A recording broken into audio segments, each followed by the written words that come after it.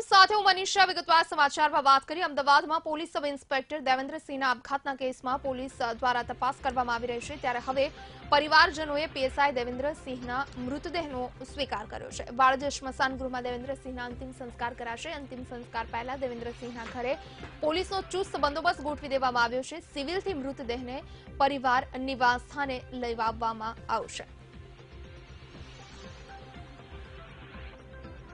PSI Devendrasinh રાઠોડની આત્મહત્યા મામલે જ્યારે પોલીસે ફરિયાદ લેવાની ખાતરી આપી ત્યારબાદ પરિવારજનો દ્વારા મૃતદેહ સ્વીકારવામાં આવ્યો છે। તો આ સાથે જ આજે વાડજ સ્મશાન ગૃહ ખાતે પીએસઆઈના મૃતદેહના અંતિમ સંસ્કાર કરવામાં આવશે। પોલીસનો ચુસ્ત બંદોબસ્ત પીએસઆઈના ઘરની આસપાસ ગોઠવી દેવામાં આવ્યો છે। તો પરિવારજનોમાં શોકનો માહોલ છે। પરિવારજનોએ આખરે હવે મૃતદેહ સ્વીકાર્યો છે। વાડજ સ્મશાન ગૃહમાં અંતિમ વિધિ કરવામાં આવશે। સિવિલથી મૃતદેહ લઈ પરિવાર નિવાસ સ્થાને જશે અને ત્યારબાદ અંતિમ સંસ્કાર વાડજ સ્મશાન ગૃહમાં કરવામાં આવશે। હાલ પીએસઆઈના ઘરની આસપાસ પોલીસનો ચુસ્ત બંદોબસ્ત ગોઠવી દેવામાં આવ્યો છે। પીએસઆઈ દેવેન્દ્રસિંહે આપઘાત કર્યો અને ત્યારબાદ અનેક ખુલાસા થયા।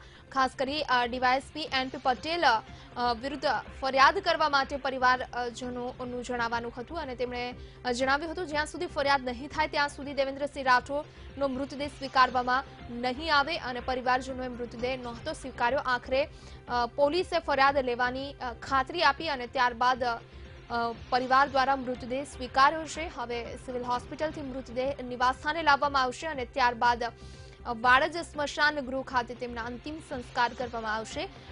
પરિવારજનોએ મૃતદેહ સ્વીકાર્યો છે। હાલ શોકની લાગણી છે। તો આ સાથે જ પીએસઆઈના ઘરની આસપાસ પોલીસનો ચુસ્ત બંદોબસ્ત ગોઠવી દેવામાં આવ્યો છે। પીએસઆઈ દેવેન્દ્રસિંહ રાઠોડે આત્મહત્યા કરી હતી અને આ મામલે અનેક ખુલાસા થયા અને ત્યારબાદ જે રીતે ડીવાયએસપી એનપી પટેલ વિરુદ્ધ આક્ષેપો થયા અને પરિવારજનોએ તેમના વિરુદ્ધ ફરિયાદ દાખલ કરવા માંગ કરી હતી। જ્યાં સુધી ફરિયાદ દાખલ નહીં થાય ત્યાં સુધી મૃતદેહ સ્વીકારવાનો ઇનકાર કર્યો હતો। પોલીસે ગઈકાલે ફરિયાદ દાખલ કરવાની તજવીજ હાથ ધરી બાહેંધરી આપી અને ત્યારબાદ આખરે પરિવારજનો દ્વારા મૃતદેહ સ્વીકારવામાં આવ્યો છે। સિવિલ હોસ્પિટલથી મૃતદેહ લઈ પરિવાર નિવાસ સ્થાને જવા માટે રવાના થયા છે। વાડજ સ્મશાન ગૃહમાં અંતિમ સંસ્કાર કરવામાં આવશે પરંતુ હાલ તો પીએસઆઈના ઘરની આસપાસ પોલીસનો ચુસ્ત બંદોબસ્ત ગોઠવી દેવામાં આવ્યો છે। અમદાવાદમાં ઘટના ઘટી હતી। પીએસઆઈ દેવેન્દ્રસિંહ રાઠોડનો મૃતદેહ પરિવારજનોએ સ્વીકાર્યો છે। સિવિલ હોસ્પિટલથી મૃતદેહ સ્મશાન પ્રથમ નિવાસ સ્થાને લાવવામાં આવશે અને ત્યારબાદ વાડજ સ્મશાન ગૃહ ખાતે લઈ જવામાં આવશે અને જ્યાં અંતિમ સંસ્કાર કરવામાં આવશે। પોલીસ ફરિયાદ અત્યાર સુધી નહોતી નોંધવામાં આવતી અને જેના કારણે પરિવારજનોમાં રોષ હતો। તો પરિવારજનોએ ડીવાયએસપી એનપી પટેલ વિરુદ્ધ ફરિયાદ કરવા માટેની માંગ કરી હતી કારણ કે પરિવારજનોનું કહેવું હતું કે તેમને માનસિક ત્રાસ આપવામાં આવતો હતો। અભદ્ર માંગણીઓ તેમની પાસે કરવામાં આવતી હતી જેના કારણે પીએસઆઈ દેવેન્દ્રસિંહ રાઠોડે આત્મહત્યા કરી હતી। વધુ માહિતી આપશે સંવાદદાતા અનિતા પટની અમારી સાથે લાઈવ જોડાઈ ગયા છે। અનિતા, પીએસઆઈ દેવેન્દ્રસિંહ રાઠોડનો મૃતદેહ આખરે તેમના પરિવારજનોએ આજે સ્વીકારી લીધો છે। શું કહેવું છે પરિવારજનોએ? પોલીસે શું બાહેંધરી આપી છે? કયા પ્રકારની કાર્યવાહી કરવાની અને આજે હવે તેમના અંતિમ સંસ્કાર થવાના છે? શું વિગત મળી રહી છે?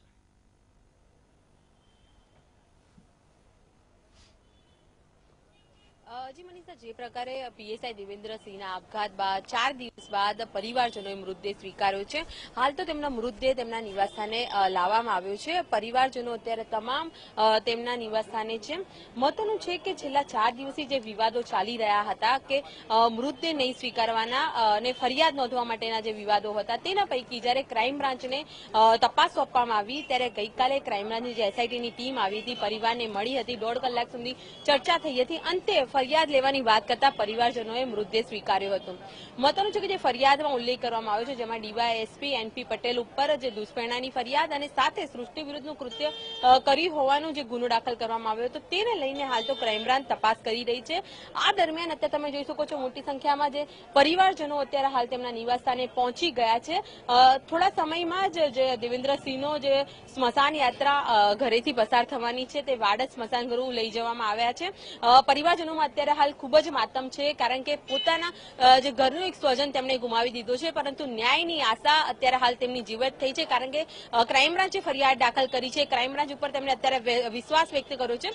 પરંતુ મહત્વનું છે કે જે પ્રકારના સવાલો અત્યારે ઉઠી રહ્યા છે, ફરિયાદ બાદ હજુ સુધી પણ ડીવાયએસપીની ધરપકડ કરવામાં આવી નથી, તો તેને લઈને હાલ પરિવારજનોમાં હજુ પણ નિરાશા અને ક્રોધ જોવા મળી રહ્યો છે. જી અનિતા, ખાસ કરી સમાચાર એવા પણ છે કે પીએસઆઈ દેવેન્દ્ર રાઠોડ ના મૃતદેહને સિવિલ હોસ્પિટલથી તેમના નિવાસસ્થાન સુધી લઈ જવામાં આવશે અને ત્યારબાદ વાડજ ખાતે તેમના અંતિમ સંસ્કાર કરવામાં આવશે. આ અંગે પરિવારજનોનું શું કહેવું છે? આ સાથે પોલીસનો કેવો બંદોબસ્ત તેમના ઘરની આસપાસ ગોઠવાયો છે?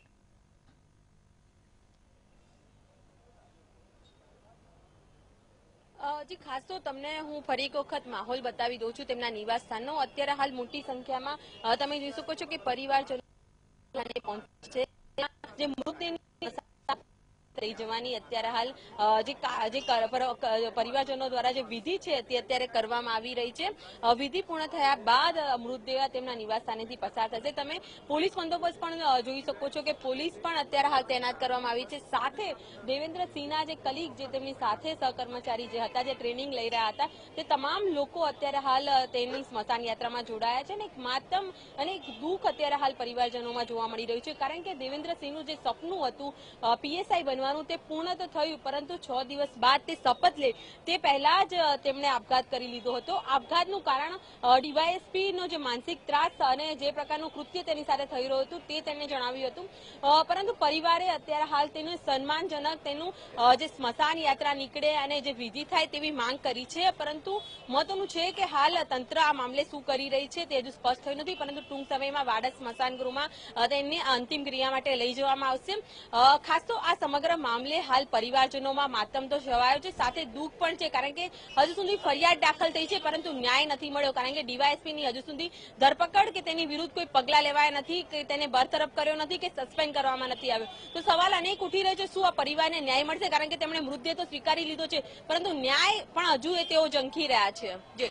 આભાર અનિતા. વધુ વિગત આપની પાસેથી મેળવતા રહીશું. તો પીએસઆઈ દેવેન્દ્ર રાઠોડનો મૃતદેહ આખરે તેમના પરિવારજનોએ સ્વીકાર્યો છે અને આજે તેમના અંતિમ સંસ્કાર કરવામાં આવશે વાડજ સ્મશાન ગૃહ ખાતે.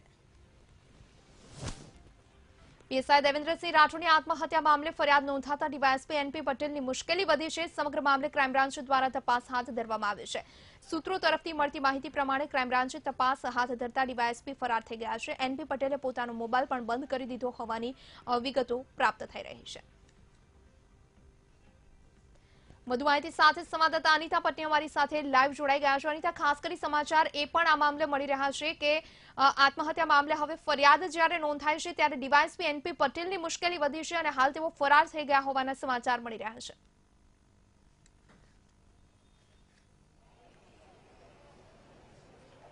જી મનીષા, જે પ્રકારે પરિવારની જે માંગ હતી ફરિયાદને લઈને, ક્રાઇમ બ્રાન્ચે ફરિયાદ દાખલ કરી છે. ડીવાયએસપીના એનપી પટેલના નામજોગ ફરિયાદ લેવામાં આવી છે, પરંતુ ફરિયાદ બાદ જે કરાઈ પોલીસ એકેડેમીમાંથી જે એનપી પટેલ છે પોતે ભૂગર્ભમાં ઉતરી ગયા છે ને ફોન બંધ કરીને તેઓ ફરાર થઈ ગયા હોવાની માહિતી સૂત્રો દ્વારા મળી રહી છે. મહત્વનું છે કે સમગ્ર કેસની જે ઢીલી તપાસના કારણે તેમને એક સમય મળ્યો ફરાર થઈ જવાનો, તો ક્યાંક ને ક્યાંક ફરી એક વખત પોલીસની છબી ખરડાઈ છે, કારણ કે સોલા પોલીસ જયારે તપાસ કરી રહી હતી, જયારે સુસાઇડ નોટ મળી છે, ડીવાયએસપી નો સુસાઇડ નોટમાં ઉલ્લેખ છે, તેમ છતાં બી સોલા પોલીસ દ્વારા કોઈ કાર્યવાહી કરવામાં આવી ન હતી. તેમણે સહકર્મચારી અને એનપી પટેલનું ફક્ત સ્ટેટમેન્ટ લીધું હતું, પરંતુ તેમની અટકાયતી પગલાં કે તેમની કોઈ કડક પૂછપરછ નહીં કરતા અત્યારે હાલ તેમને ફરાર થઈ જવાનો મોકો મળ્યો હોય તેવું લાગી રહ્યું છે, જેને લઈને ફરી એક વખત પરિવારને ન્યાય મળશે કે નહીં તે એક સવાલ ચોક્કસ બન્યો છે, કારણ કે ક્યાંક ને ક્યાંક પોલીસની ઢીલી તપાસ જ આ તેમને ફરાર થવા માટેની તક આપી હોય તેવું લાગી રહ્યું છે. હાલ તો ક્રાઇમ બ્રાન્ચની ટીમે સમગ્ર કેસની ફરિયાદને લઈને તપાસ કરી છે. એસઆઈટીની જે ટીમની રચના કરવામાં આવી છે, જેમાં 2 એસીપી, પીઆઈ અને પીએસઆઈનો જે કાફલો છે તે તમામ અત્યારે હાલ કરાઈ બી તપાસ કરવા માટે પહોંચ્યો છે. ડીવાયએસપીને લઈને અત્યારે હાલ તેઓ ભૂગર્ભમાં ગયા હોવાનું પણ જાણવા મળી રહ્યું છે. બપોર પછી જ્યારે સ્મશાન યાત્રાની તમામ વિધિ પૂર્ણ થશે ત્યારે પરિવારજનોના ફરી એક વખત નિવેદન લેવામાં આવશે અને આ સમગ્ર કેસમાં પોલીસ 2 દિશામાં તપાસ કરી રહી છે. સુસાઇડ નોટમાં જે ડીવાયએસપી ઉપર જે આક્ષેપો કરવામાં આવે છે આ અને ઘર કંકાસને લઈને પણ કોઈ બીજી કારણો છે કે નહીં તે તે મુદ્દે પણ અત્યારે પોલીસ તપાસ કરી રહી છે, જેને લઈને ફરી એક વખત જે પરિવારજનોના નિવેદન નોંધવામાં આવશે. પરંતુ મહત્વનું છે કે પોલીસની ક્યાંક ને ક્યાંક ઢીલી નીતિ ચોક્કસ જોવા મળી રહી છે. પોલીસ કંઈક ભીનું સંકેલી રહી છે તેવું સ્પષ્ટ જોવા મળી રહ્યું છે, કારણ કે આજે 5મો દિવસ છે. 4 દિવસ બાદ બી પોલીસ આ સમગ્ર જે આત્મહત્યાના કેસમાં કોઈક વળાંક લાવી શકી હોય તેવું જોવા નથી મળી રહ્યું. જી આભાર અનિતા, આપનો સમગ્ર માહિતી વિસ્તારથી આપવા માટે. તો પીએસઆઈ દેવેન્દ્ર રાઠોડની આત્મહત્યા મામલે જે નવા વળાંક આવી રહ્યા છે અને હવે જ્યારે ફરિયાદ નોંધાઈ છે ત્યારે જેમના પર આક્ષેપ લાગ્યા હતા એવા ડીવાયએસપી જ આખરે ફરાર થઈ ગયા હોવાના સમાચાર છે. ફરી એક વખત પોલીસ તપાસમાં મુશ્કેલી સર્જાઈ શકે છે.